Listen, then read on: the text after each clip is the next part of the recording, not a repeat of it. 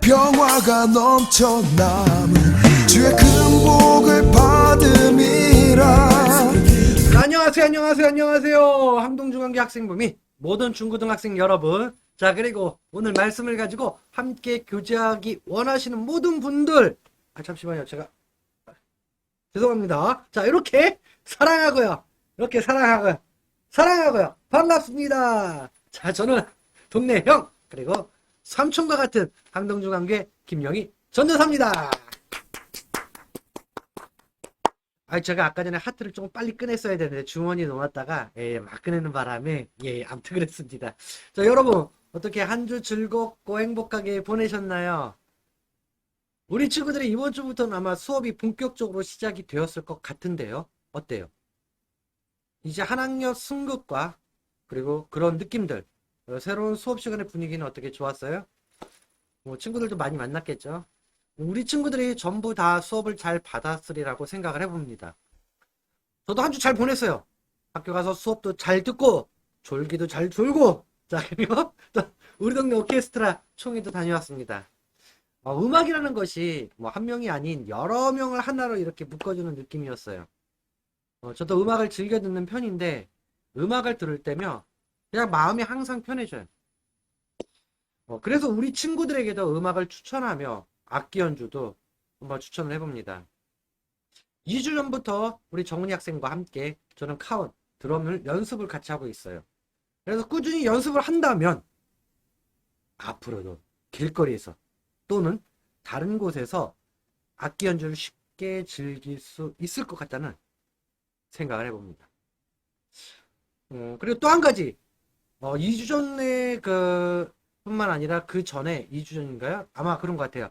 우리 찬이 학생이 구약 타이핑도 완료를 해갖고 제가 바인더로 만들어줬어요. 구약은 신약이 대략 한 2배 정도가 되는 것 같았는데요. 구약, 신약 총 66권을 무려 16주 만에 완성을 했어요. 와우! 대박입니다. 거의 이독을 한 것과 같은 효과를 볼 수가 있는데요. 읽고 그 다음에 내가 타이핑을 막 치고 그 다음에 어떻게 해야 되죠? 오타 검토를 해야 되죠. 그럼 또 읽어봐야 돼. 네. 그래서 여러분들 한번 도전을 해서 한번 도전을 해봤으면 좋겠어요. 그래서 성경 타이핑뿐만 아니라 한번 일독을 해보시기 바랍니다. 여러분이 하나님의 자녀이고 그리고 하나님을 알아가고자 노력을 하는데 특히 하나님이 어떤 분이신지를 가르쳐주는 성경을 읽지 않는다면 여러분 그거는 좀 이상하지 않을까요? 모순된 부분일 거라고 생각이 들어요. 그러니까 하나님을 어떤 분인지 알고 싶지 않은 것으로 생각을 해야 할까요? 성경은요, 여러분, 그냥 책이 아닙니다. 성경이 하나님이 어떤 분이신지 알려주고, 그리고 하나님이 여러분에게 무엇을 원하시는지 알 수 있는 방법 중 유일한 것이에요. 그러니 하나님을 알고자 하는 분들, 여러분 꼭 성경을 필독하시기 바랍니다. 나를 믿지 말아요. 나는 믿지 마. 사람을 믿지 마. 그냥 하나님을 믿어봐요. 그리고 여러분에게 하나님을 한번 더 믿어보면서 하나님이 여러분에게 더 큰 은혜를 기대해 보셔도 좋을 것 같아요. 그쵸? 저를 믿지 마시고요. 하나님을 믿으시고 말씀의 내용을 읽어가면서 그 말씀을 믿어보시기 바랍니다. 요즘 날씨가 점차적으로 많이 따뜻해졌어요. 점점 제가 더워지고 옷을 어떻게 입어야 될지 헷갈리기도 합니다. 새벽에는 좀 두꺼운 옷, 그리고 낮에는 좀 더 얇은 옷, 저녁 때는 가을과 같은 분위기. 아무튼 봄이라서 그런지 날씨가 아침과 저녁, 낮과 저녁이 좀 차이가 많이 나는 것 같아요. 그래도 점차적으로 이게 따뜻해지고 있는 분위기입니다. 어서 밖으로 나가서 여러분들과 마음껏 놀아야 하는데 에휴, 못 보는 친구들은 계속 못 보고 있고요. 한 60% 정도는 그래도 교회에서 우리가 같이 어울릴 수 있어갖고 너무나 감사한 마음이에요. 그래도 항상 제가 기도하고 있으니까요. 여러분 건강하시고요.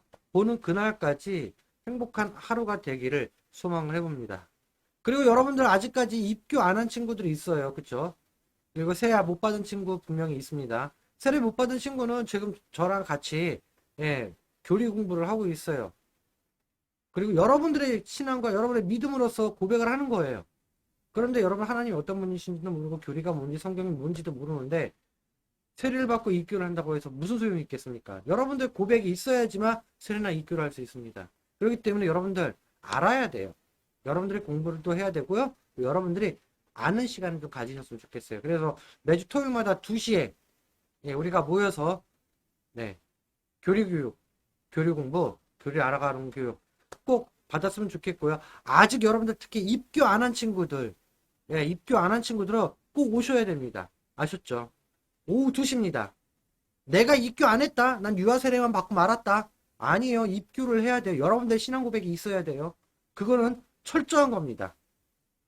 여러분들 꼭 믿습니다. 2시 다음 주에 우리가 만나게 토요일 날 2시에 우리가 같이 만나서 교리 공부 그리고 교리를 알아가는 시간을 가졌으면 좋겠습니다. 여러분 오늘은 주일 성수 여러분들 잘 하셨죠? 온라인 또는 오프라인으로도 하나님께 드려지는 모든 예배 가운데 여러분들 하나님의 은혜가 넘쳐나기를 소망을 해봅니다. 정말 부득이함으로 드리지 못하는 친구들은 시간을 따로 내어서라도 온전한 예배를 하나님께 드리시길 바랍니다. 여러분의 신앙은 여러분들이 지키는 것이지 그 어느 누가 지켜주지 못합니다. 이것은요 여러분 팩트예요. 팩트. 꼭 기억하세요. 여러분의 신앙은 여러분이 지키는 것이라는 거죠. 이제 여러분들과 좀 이제 말씀을 가지고 교제하는 시간이 이제 드디어 다가왔어요. 자, 나는 너무 즐거워요. 그쵸? 근데 여러분들은 즐겁나요? 즐거워야 해요. 왜? 저도 말씀을 준비하면서 하나님께 항상 감사한 마음으로 아주 즐겁게 준비를 하고 있습니다. 우리 친구들이 기도하는 마음으로 그리고 또한 많은 분들이 이 영상을 보면서 하나님이 이런 분이셨구나 라고 하면서 하나님의 사랑을 알아가는 시간이 되기를 소망하며 준비를 하고 있어요. 여러분 이 시간을 기대하면서 그리고 성경책도 가지고 오시고 특히 여러분이 하나님을 알아가고자 하는 마음으로 같이 말씀을 가지고 교제하기 원합니다.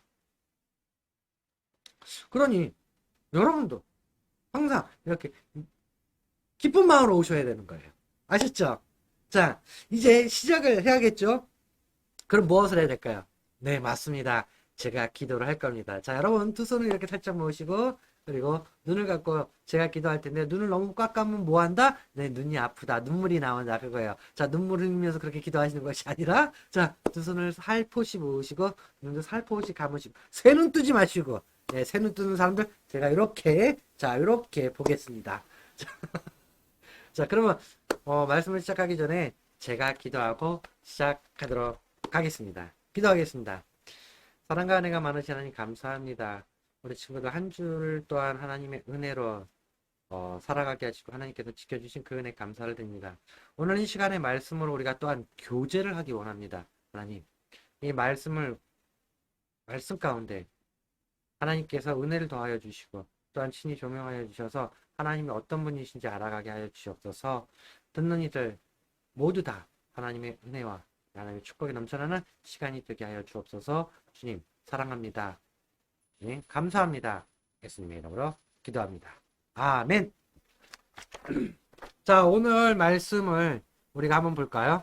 자, 창세기서 오늘 말씀은 구약성서 창세기서 45장 1절부터 15절까지의 말씀이에요.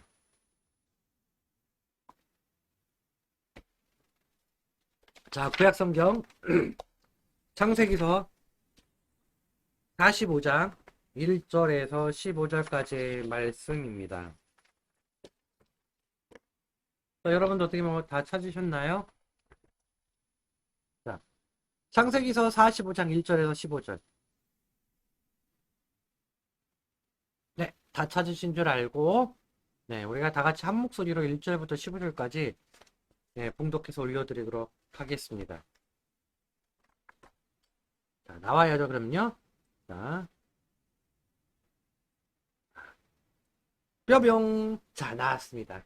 자, 우리 창세기서 45장 1절부터 15절까지 우리 다 같이 한 목소리로 읽어보도록 할게요. 시작. 요셉이 시종하는 자들 앞에서 그 정을 억제하지 못하여 소리질러 모든 사람을 자기에게서 물러가라 하고 그 형제들에게 자기를 알리니 그때 그와 함께한 다른 사람이 없었더라. 요셉이 큰 소리로 우니 애굽 사람에게 들리며 바로의 궁중에 들리더라. 요셉이 그 형들에게 이르되 나는 요셉이라 내 아버지께서 아직 살아 계시니까 형들이 그 앞에서 놀라서 대답하지 못하더라. 요셉이 형들에게 이르되 내게로 가까이 오소서. 그들이 가까이 가니 이르되 나는 당신들의 아우 요셉이니 당신들이 애굽의 판자라. 당신들이 나를 이곳에 팔았다고 해서 근심하지 마소서. 한탄하지 마소서. 하나님이 생명을 구원하시려고 나를 당신들보다 먼저 보내셨나이다. 이 땅에 2년 동안 흉년이 들었으나 아직 5년은 밭갈이도 못하고 추수도 못할지라. 하나님이 큰 구원으로 당신들의 생명을 보존하고 당신들의 후손을 세상에 두시려고 나를 당신들보다 먼저 보내셨나니 그런즉 나를 이리로 보낸 이는 당신들이 아니요 하나님이시라. 하나님이 나를 바로에게 아버지로 삼으시고 그 온 집의 주로 삼으시며 애굽 온 땅의 통치자로 삼으셨나이다. 당신들은 속히 아버지께로 올라가서 아뢰기를 아버지 아들 요셉의 말에 하나님이 나를 애굽의 전국의 주로 세우셨으니 지체 말고 내게로 내려오사 아버지의 아들들과 아버지의 손자들과 아버지의 양과 소와 모든 소유가 고센 땅에 머물며 나와 가깝게 하소서.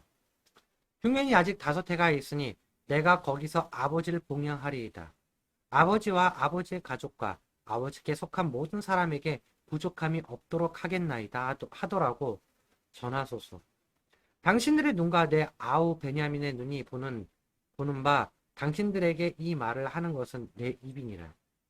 당신들은 내가 애굽에서 누리는 영화와 당신들이 본 모든 것을 다 내 아버지께 아뢰고 속히 모시고 내려오소서 하며 자기 아우 베냐민의 목을 안고 우니 베냐민도 요셉의 목을 안고 우니라. 요셉이 또 형들과 입맞추며 안고 우니 형들이 그제서야 요셉과 말하니라. 아멘. 아멘. 아멘. 자, 여러분. 네. 너무나 잘 읽어줬습니다. 자, 제가 목이 붙어갖고 물 한 잔을 하겠습니다. 네.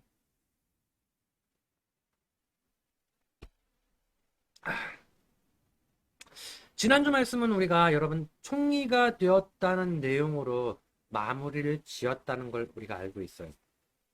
근데 오늘은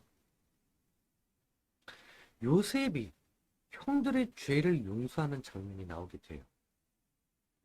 아니 그렇다면 요셉이 그동안 떨어져 있던 가족을 다시 만났다는 건데 아니 어떻게 형들을 만났지? 그리고 어떻게 용서하게 되었는지 여러분 궁금하지 않나요? 맞아요. 중간이 너무나 떨어져 있어요. 그래서 오늘도 여러분들과 중간에 떨어져 있는 42장부터 44장까지의 말씀을 간략하게 정리를 해드리고 오늘의 말씀이 여러분에게 그리고 저에게 무엇을 알려주려고 하는지 알아보는 시간이 여러분들이 이해하기 조금 쉬울 것 같아요. 그래서 지난주 말씀에 이어서 여러분 전해지는 말씀을 이어지는 그 중간에 빠져있는 그 말씀을 잠시 한번 살펴보도록 하려고 해요. 그래야지 요셉의 가족이 어떻게 형들을 어떻게 만났고 아니 요셉이 어떻게 형들을 용서했는지 알 수 있을 거잖아요. 그쵸?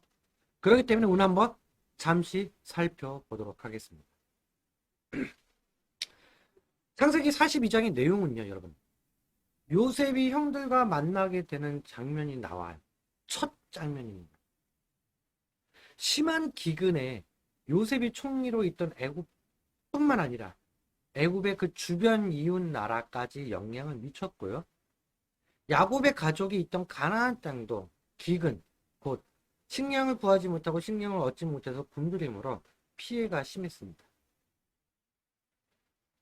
아버지였던 야곱은요, 아들들에게 식량을 구해오라고, 식량을 사가지고 오라고 애굽으로 보내게 되는데요.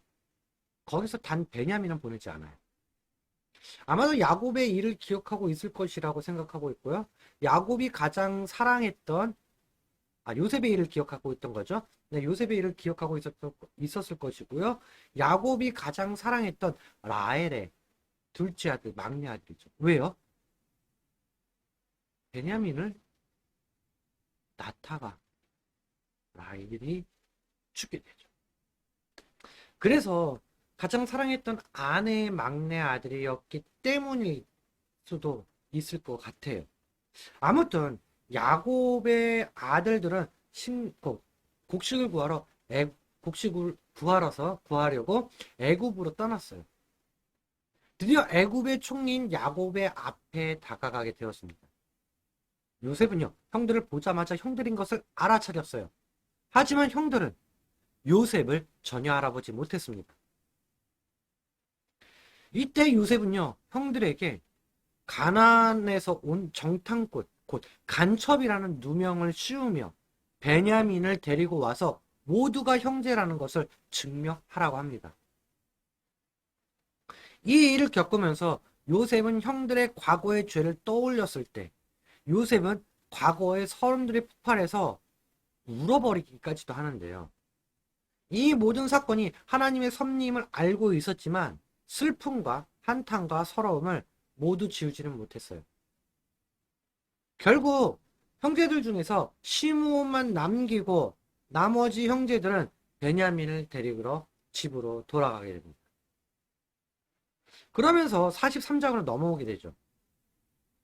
43장으로 넘어오면서 요셉과 형들은 두 번째 만남을 다루게 되는데요.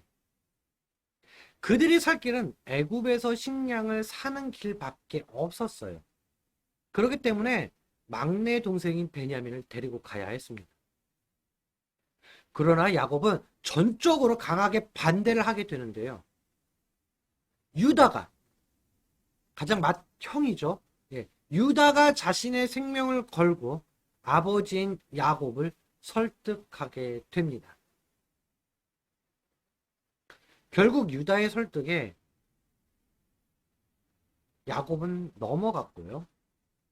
요셉의 형들은 베냐민을 데리고 애굽으로 가게 됩니다. 요셉이 어렸을 때 꾸었던 꿈이 바로 이때 현실로 이루어지게 되는 모습이 나옵니다. 형제들 모두가 요셉에게 절을 하게 되는 것이죠. 그동안의 고난을 통하여 하나님의 뜻이 성취되는 장면을 목격하게 되는 순간이었습니다. 그 후 요셉은요, 형제들을 감옥에 가두는 것도 아니고 오히려 자기 형제들에게 좋은 음식을 대접을 하는데 대접할 때 나이대로 앉게 하고 또한 베냐민을 따로 챙겨주는 모습으로 43장은 마무리를 짓습니다. 아마 형제들은요, 성경에도 기록되어 있듯이 굉장히 의아하게 생각을 했을 거예요. 그러면서 44장으로 넘어갑니다. 44장에서는요, 요셉은 형들을 테스트해보게 되는데요. 형제들의 짐에는 돈을, 그리고 베냐민의 짐에는 은잔을 몰래 넣게 되죠. 이때 애굽에서의 은잔은요, 점술용으로 사용을 했지만 곧 점을 치는 것이었는데 이때 점술용으로 사용하였던 잔을 훔치게 되면 사형죄에 해당이 되었습니다. 요셉의 행동은 과거에 자신을 버린 것처럼, 그렇죠, 버렸죠. 어떻게 해요? 죽이려고 하다가 구덩이 넣었죠. 네. 그러다 구덩이 넣으려다가 구덩이 넣어서 죽이려고 했지만 결국 어떻게 돼요? 네. 은 20에 뭐요? 노예로 팔아버리고. 그런 것처럼 예전과 같지 않은가. 그래서 베냐민을 데리고 오라고 했고 베냐민을 놔두고 가라고 얘기했던 것이었어요. 그래서 예전과 같을지 시험을 하고자 한 것입니다. 그런데 형들의 행동은요, 과거와는 달리 베냐민을 끝까지 붙잡으려고 노력을 합니다. 유다는요, 맏형으로서 베냐민을 위하여 자신이 희생하겠다고 하는데요. 이는 성경에 등장하는 최초의 대속적 개념이기도 합니다. 유다의 간절함 속에 야곱의 마음을 움직이게 함으로써 44장은 마무리가 됩니다. 그래서 오늘 45장이 유다의 간절하고도 진실된 마음을 알게 되고 그 말을 듣던 요셉은 참지 못하고 자신이 요셉이라고 밝히면서 큰 소리로 울면서 밝히게 되는데요. 이것은 하나님께서 야곱의 후손들을 지켜주시려는 하나님의 구원 사역이라고 알려주고 있습니다. 어찌 보면 극적으로 화해와 용서가 이루어진 것으로 볼 수 있는데 하나님의 구원 사역은 그들의 생명을 구했을 뿐만 아니라 깨져 있었던 그런 가족 간의 화해까지 이루어낸 것입니다. 15절 이후로는요, 애굽의 왕이 요셉의 가정을 기쁘게 받아주고 또한 형제들은 가나안으로 돌아가서 아버지인 야곱에게 요셉이 살아있어요. 요셉이 애굽의 총리가 되어 있습니다라는 형식으로 이 사실을 있는 그대로 알렸고 야곱은 이 기쁜 소식에 애굽에 갈 결심을 하게 되는 것으로 45장 마무리가 되는 거죠. 그래서 오늘 본문 말씀을 우리가 보게 되면요.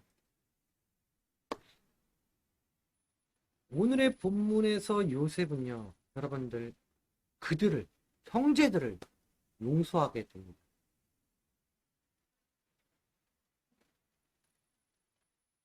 요셉의 고난이 굉장히 상당했을 텐데,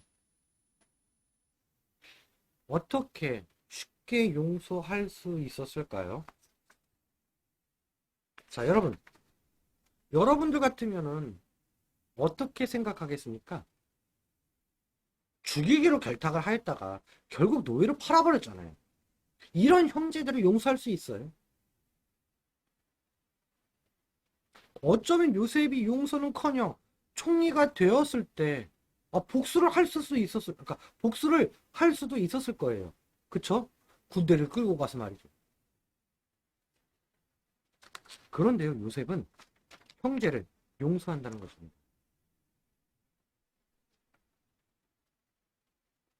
요셉도 사람인지라 오랜 시간 겪어야 했던 아픔을 잊지 못했을 거예요.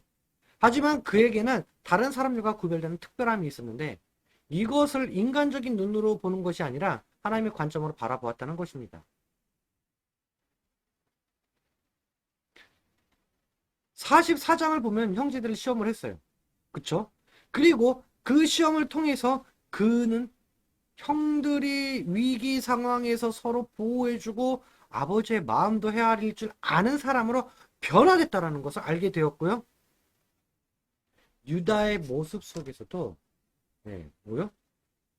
간절함을 알게 되었습니다.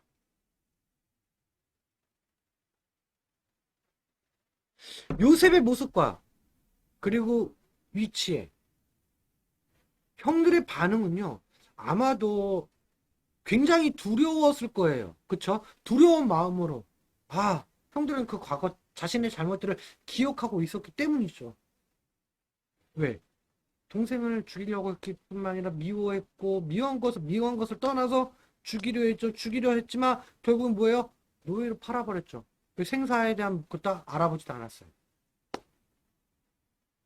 그런 자신들의 잘못을 기억하고 있었기 때문에 총리가 되어 있는 요셉은 굉장히 두려웠을 겁니다. 그러나 요셉은요, 복수심이 아닌 하나님의 인도하심이라는 이런 커다란 섭리를 보았다는 거죠. 곧 하나님의 큰 구원 계획을 위하여 자신을 앞서서 애굽 땅으로 보냈다고 확신한다는 것입니다. 인간적인 판단이 아닌 하나님의 섭리를 인정하는 것이죠.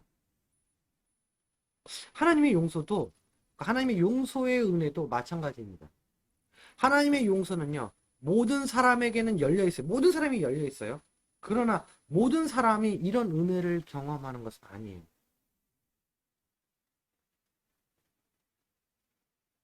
용서를 받기 위해서는요, 자기 자신의 잘못을 인정하고 고백하는 것에서 한 걸음 더 나아가 나의 그 자신의 행동까지 변화까지 그 행동의 변화까지를 의미하는 거죠. 행동의 변화는요, 용서할 사람이 용서받을 사람의 회개를 확인하는 의미도 있지만 용서받을 사람 스스로에게 진실된 고백을 향해 나아가고 있음을 증명하게 되는 것입니다.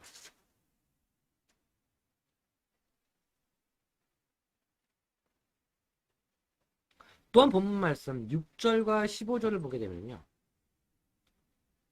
요셉은 말로만 그 형제들을 용서한 것이 아니라 뭐다? 행동으로 보여줬어요. 심한 기근 중에서도 하나님은 야곱의 가족을 위한 구원 계획을 준비하셨다는 것이죠. 애굽 땅에 오게 된 것부터 애굽의 총리가 된 것까지 하나님께서 하셨어요. 그리고 또 앞으로도 하나님께서 이루어 가실 것을 이야기하고 있음을 우리는 말씀을 통하여 알 수 있습니다. 자신의 인생뿐만 아니라 가족의 삶까지도 이끌어 가시는 하나님의 섭리를 받아들이고 있었다는 거죠. 그래서 요셉은 어떤 일이든 그 일을 하나님의 뜻으로 받아들일 준비가 되어 있었던 것입니다.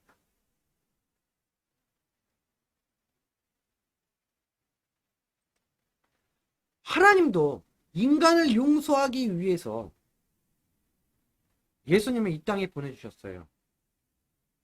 그리고 십자가를 준비하셨죠. 지금도 하나님은 자신의 품으로 우리가 들어오기를 기다리고 계셔요.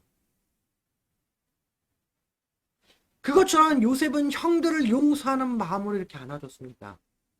그리고 형들과 함께 눈물을 흘렸습니다. 형들은 과거의 잘못을 뉘우치며 회개하는 눈물을 흘렸고, 요셉은 형들을 용서하는 눈물을 흘린 것입니다. 요셉의 용서의 모습을 보면요, 하나님께서 인간의 죄 용서를 생각해 볼 수 있습니다. 하나님의 용서의 섭리는요, 우리가 생각한 것보다 크고 놀라우며, 하나님은 당신을 배신하고 떠난 자들까지도 용서하기 원하시다. 또한 죄로 물든 우리를 안아주길 원하시는 것이 바로 하나님의 마음이라는 것입니다. 자, 여러분, 우리가 한번 생각해 볼 것이 있어요.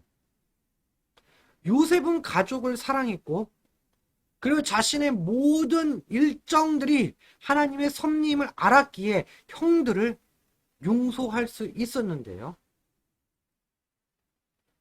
그렇다면 여러분은 하나님께 용서받은 자녀라고 말하고 있어요. 그렇죠?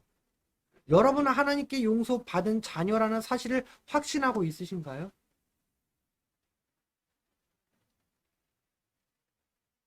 그렇다면 하나님께 이같이 은혜를 받은 이유는 무엇일까요? 여러분, 은혜라는 게 뭐였어요? 대가가 있었나요? 아니요, 없었어요. 그 어느 대가도 바라지 않고 사랑으로 베풀어 주시는 것이 바로 하나님의 은혜입니다. 그래서 하나님의 용서는 대가가 없는 은혜라는 것이죠. 도덕적으로 선행을 베풀면서 살았기 때문에 용서해 주시는 것이 아니에요. 인간을, 그리고 여러분을 사랑하시기 때문에 용서해 주시는 것입니다. 단 무조건 값없이 용서를 해 주시지만 여러분, 그리고 우리가 해야 할 것이 있어요. 그것은 우리가 우리의 죄를 먼저 인식하고 뭐한다?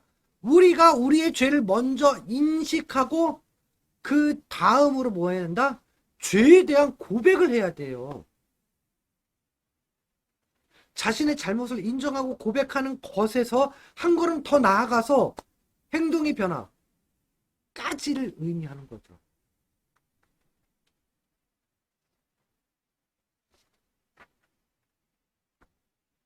여러분, 우리가 과거에 소유리 문답을 배웠을 때 타락과 죄에 관련돼서 배운 적이 있어요. 그쵸? 우리 인간은 하나님께서 창조하셨다는 것을 여러분들도 잘 알고 있을 거예요. 여기서 창조의 방법은 무조건적으로 순종을 하게 하는 로봇처럼 입력된 것이 아니고 꼭두각시와 같은 강압적인 완전 순종적 그냥 무조건 자발적도 아니고 아무튼 내 의지도 아닌 무조건 순종과 같은 그런 강압적이 아닌 여러분들 자발적으로 또한 인격적으로 하나님을 사랑할 수 있는 존재로 만들어졌다는 것이죠. 그래서 타락 또한 뭐예요? 하나님의 섭리에 포함이 된다는 것이. 하나님 앞에서 죄의 의미는요, 도덕이나 윤리에서 정의하는 죄와는 여러분 확연하게 달라요. 하나님 앞에서 죄의 의미는요, 다시 한번 말씀드릴게요. 하나님 앞에서 죄의 의미는요, 도덕이나 윤리에서, 이 나라에서 정하는, 이 사회에서 정하는 죄와는요, 확연히 다릅니다. 그렇다면 여러분들 하나님 앞에서 죄는 무엇일까요? 맞아요. 하나님 앞에서 죄의 의미는요, 불순종과 부분적 순종이라는 거예요. 불순종 그 자체가 바로 죄라는 것입니다. 여러분, 불순종이 무엇이었죠? 하나님의 법에 완전한 순종이 아닌 불순종, 또한 조금이라도 부족한 순종이라고 배웠어요. 그래서요, 여러분, 우리는 뭐예요? 죄의 상태, 그쵸? 죄의 상태 또는 말 그대로 비참함이라는 상태에 놓이게 되었다는 겁니다.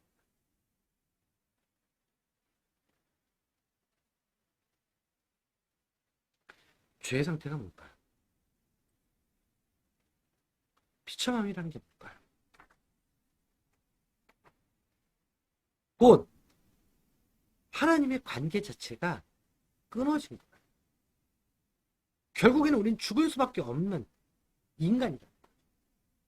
그러나 하나님께서는요, 우리 인간을 사랑하셔서 우리에게 은혜의 수단으로서 중보자이신 예수 그리스도를 이 땅에 보내주셨고요. 예수님은 한 번의 십자가 사건을 통해서 우리를 죄의 자리에서 어디의 자리로요? 생명의 자리로 옮겨주셨다는 것이에요. 그렇다면 하나님께서 여러분에게 무엇을 원하실까요? 생각을 한번 해보세요. 아니, 예수님은 십자가 사건을 한 번 통해서 우리를 죄의 자리에서 생명의 자리로 구원해 주셨어요. 그때 하나님께서는 여러분에게 무엇을 원하실까요?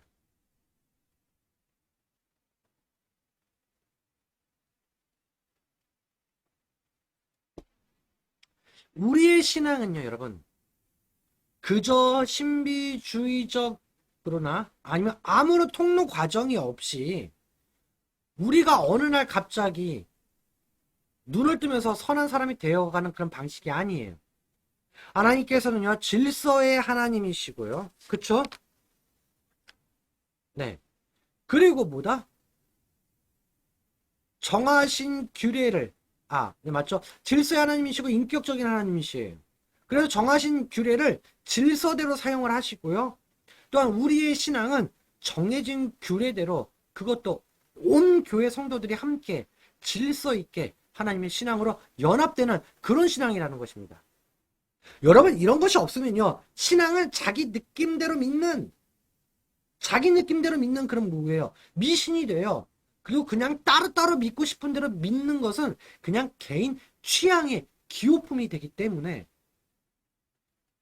여러분들도 하나님이 원하시는 방법대로 따라가야 한다는 것을 기억하셨으면 합니다. 결국 그 방법으로는요, 믿음으로써 믿음과 회개를 원하시는 것인데요. 믿음은 예수님만을 믿고, 그리고 예수님만을 영접하고, 그리고 뭐한다? 예수님만을 의지하는 것이에요.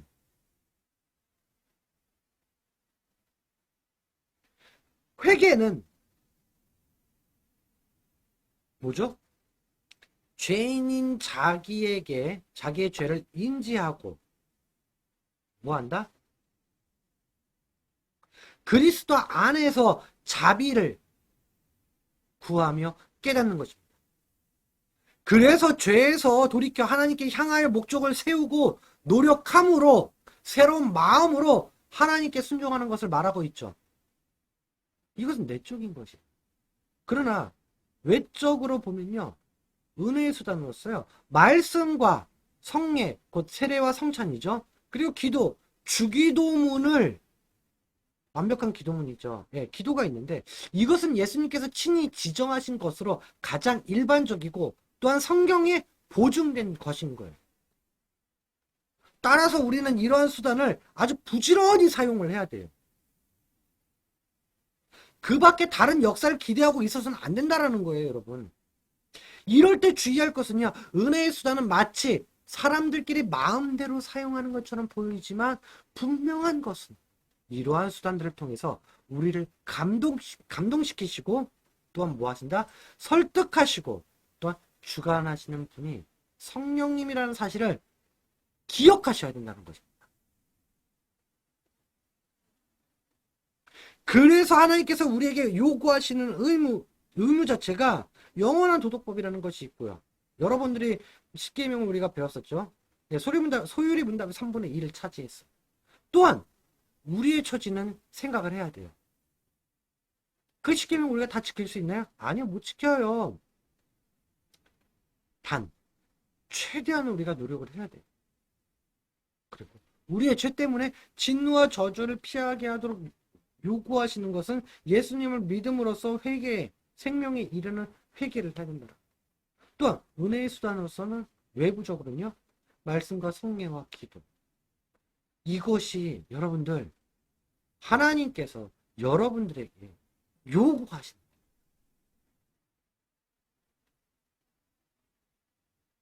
그렇기 때문에 여러분들 우리를 다시 한번 계속적으로 감동시키시고 설득하시고 주관하시는 분, 성령 하나님이라는 사실이라는 것을 여러분들 기억하시기를 소망합니다. 한번 정리를 해볼까요? 요셉은 형들이 잘못했던 것들을, 그 모든 것을 용서했습니다. 그리고 요셉이 형들을 용서하는 모습 속에서 하나님의 용서의 법칙을 발견할 수 있었습니다. 하나님께서는 죄인된 인간들에게 입술의 고백뿐만 아니라 행동의 변화를 통해서 자기 자신의 회개를 입증하는 기회를 갖게 하십니다.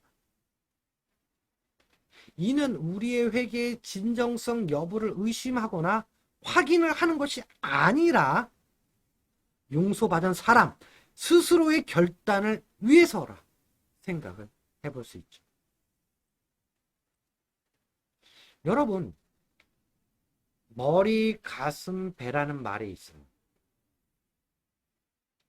곧 여러분들 생각하고 내가 마음을 먹고 행동으로 이렇게 옮길 수 있다는 것입니다. 우리는 항상 죄인임을 기억하여야 하며, 그렇기 때문에 우리는 영원한 생명에 이르지 못함을 인지해야 합니다. 그러나 여러분, 하나님께서 우리에게 은혜의 수단을 주신 것을 기억하면서 믿음과 회개로 하나님의 품으로 들어가야 할 것입니다.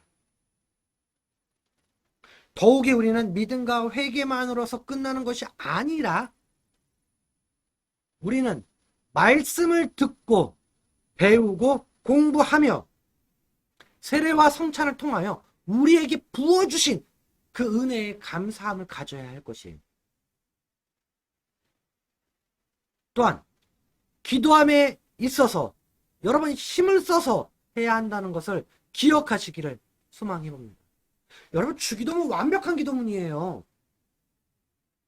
그 기도문의 내용을 하나씩 그 한 줄 한 줄 한 단어마다 그 의미를 알아가고자 한다면요, 여러분들도 하나님께서 큰 은혜를 여러분들에게 더하실 것입니다. 여러분, 그 기도문을 통해서 여러분들의 기도 또한 살붙임을 한다든지 덧붙여서 여러분들의 기도 또한 하나님께 올려드리기를 원합니다. 나는 기도 잘 못해. 아니에요. 주기도문이라도 하십시오. 그게 가장 기초적이고 완벽한 기도문입니다. 여러분 기억하십시오. 우리는 그리스도인입니다.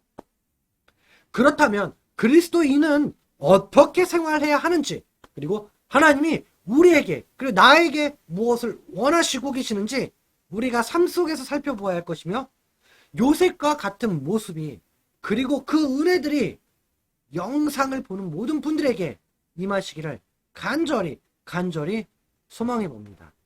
다 같이 기도하겠습니다. 사랑과 은혜가 많으신 하나님, 감사합니다.